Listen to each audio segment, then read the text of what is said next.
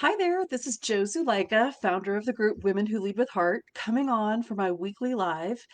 And this is actually a repeat of a previous video that somehow got deleted. I messed it up. And it's all about visualization, how it works, why we want to do it, and how to do it well. So, for those of you who've been following me for a while, you know I'm a leadership coach and I offer empowering tips and tactical best practices for how women can lead themselves better and lead their groups better out there in the world. But every now and then, I offer sort of an internal mindset or energy piece, which could be just a little left of the woo woo. So, if that feels like a reach for you, stay with me and see if this might not work for you because I think it does work. Visualization. So, visualization is actually a proven technique that has been used for probably 30 or 40 years in earnest for high performance outcomes.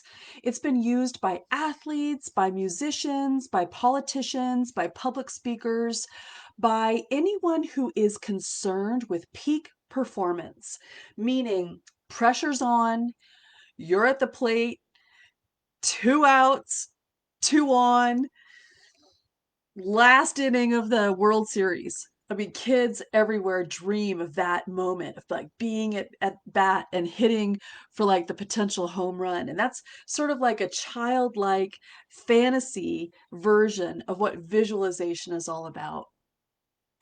But truly, athletes everywhere do positively affirm their desired outcomes with structured visualization practices that do assist in them getting the win, getting the result that they want, and wiring their brain for that successful outcome.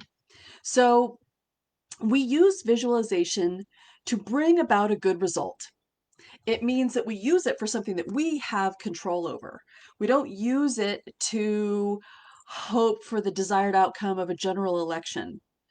We use it to help steer our own behavior and our own desired outcome in our life in a way that we can affect. So this could be like usually using visualization to help guide you for a very high stakes presentation or for a one-on-one meeting with stakeholders or for having your year-end review or for doing a public speaking presentation or anything that feels like you really want to powerfully program your mind for a positive outcome. So does that sound good? Does that sound like something that you'd like to have in your life and you want to learn a little bit more about how to do it? I'm going to teach you how. So I want to start with maybe just practicing or having a physical experience of what visualization can do. So if you're not driving and if you're capable of taking a moment to close your eyes, I would like to take you through a guided visualization and let's see how it impacts you.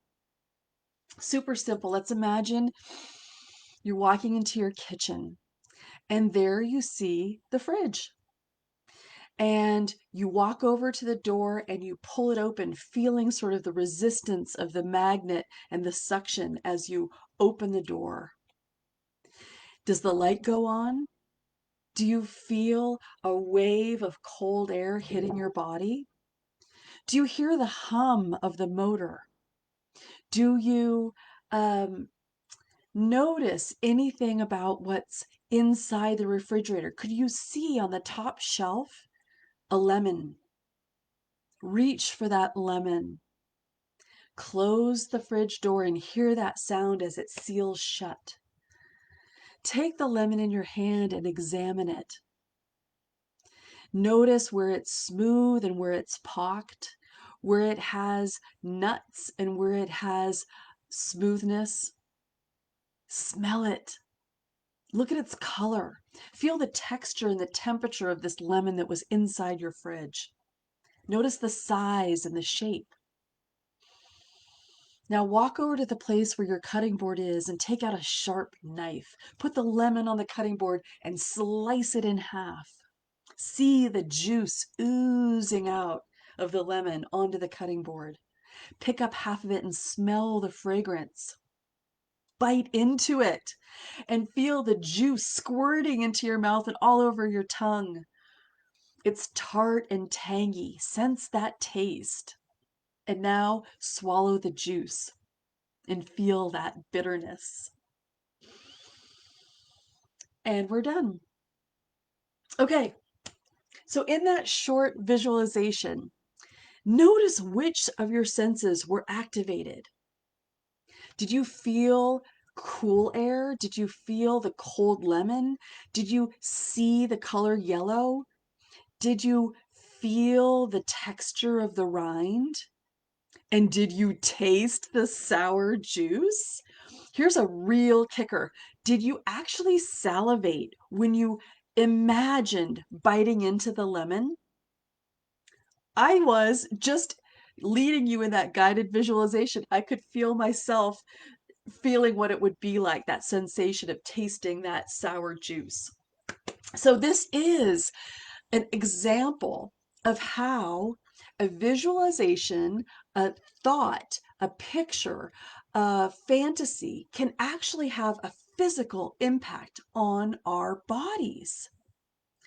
This is amazing, right? This is sort of the same thing as like when you're having a nightmare and you're trying to escape a bear chasing you, or you're afraid you're about to miss a flight or a train, or you're dreading this exam that you're unprepared for. These are sort of common nightmares that our subconscious mind takes us on this horrific journey. It's an example of how an imagined experience can have a real physical response. So, just as now, if in that guided visualization, you could be in that moment of cutting open a lemon and salivating when you tasted the juice. That physical response is just like those physical responses you have when you wake bolt upright in the middle of the night with a nightmare, feeling sweaty, heart pounding because you're nervous, you're afraid, you're in terror. What this is, friends, is your subconscious mind showing you its power. When we're asleep or when we're visualizing, we're calming our cognitive frontal cortex, the part that is rational in thinking, and the subconscious or the unknown part of our brain that is often running the show is bringing about a real result from an imagined experience. You get that? Your subconscious can actually bring about a physical result from an imagined experience. This is how our thoughts have a huge physical impact on our bodies. So, this is the exact brain science that many use and leverage for high performance, knowing that if they can visualize themselves winning the tennis match, crossing the finish line, completing their speech and having a standing ovation, if they can visualize an outcome that they're hoping to bring about, they can actually pave the way towards its happening. That's the power of visualization. I'll give you another example. In the 80s, the University of Chicago did this visualization exercise with basketball players. And they split the basketball team into three groups. And one of those groups practiced free throws. Another group did nothing. And a third group did no physical practice, but visualized improving their free throws. At the end of the exercise, it turned out that the group that practiced free throws, that actually practiced the skill to have them perform better, increased their free throw shots by 24%.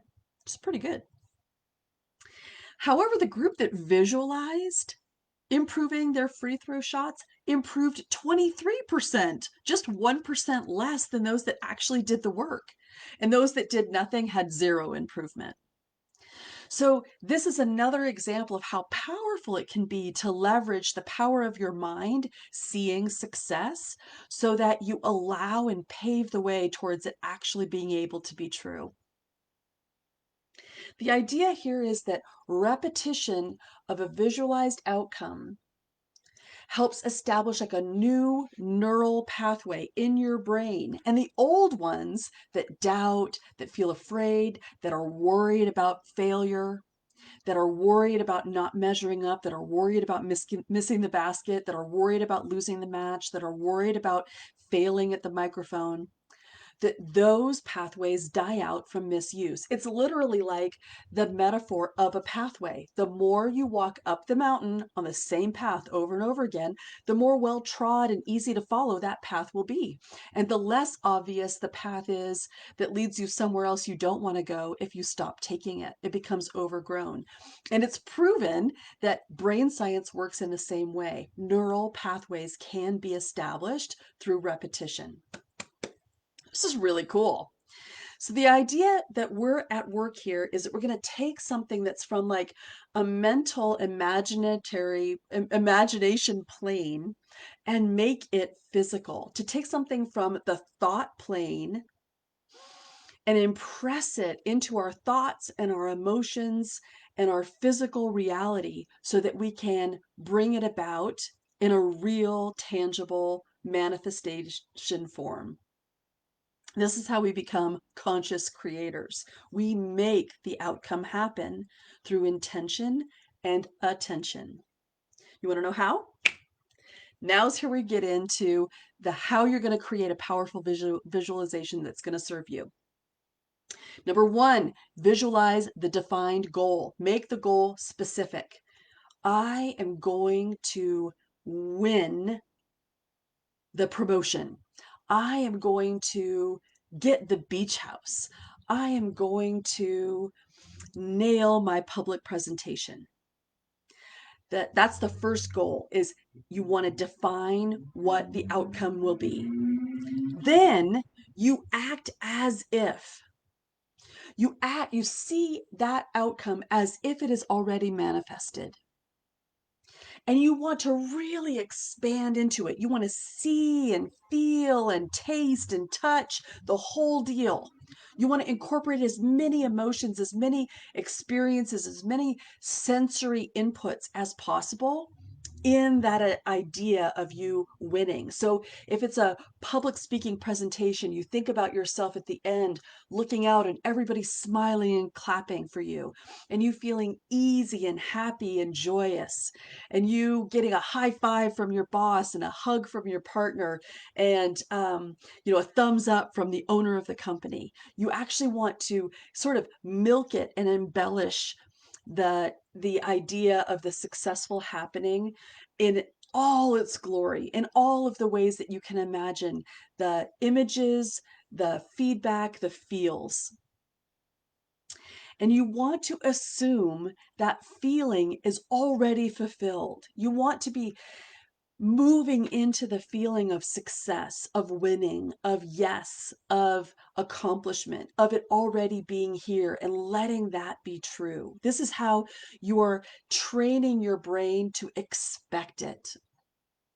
And then you repeat. You repeat, you repeat, you repeat. That's how you visualize. So let's say the outcome that you're trying to achieve is winning over a promotion. And you know the way that that happens is by making an incredibly powerful and impactful speech or presentation to the board, to the stakeholders, to your boss, to the owner of the company. So you want to be thinking about all of the detail about how you walk into the room, how you confidently grasp the door and you open it up and stride in, and you feel like you're standing tall and you're wearing clothes that make you feel good, and you milk that feeling, and you confidently hear your feet walk towards the front of the room and take the microphone and look out and see everyone beaming at you with pride and with a sense of, wow, that's impressive. And yes, I get that. And have them spontaneously laugh or clap during your presentation. I mean, you really go for it. You can really exaggerate to the point at the end that that you feel all of the internal sensations of relief, of feeling ecstatic, of feeling joyful, of feeling um, delight, of feeling empowered. You want to really juice those feelings and own them as part of the visualization. And then you want to keep thinking those good thoughts. You want to replay that type of vignette, that drama, over and over again, because that's the pathway up the mountain for you to visualize the outcome, for you to visualize success, for you to see yourself in the now moment winning. That's how you do it. Give it a try. I'd be so curious to hear your feedback. And that's all I've got for you tonight. Go well.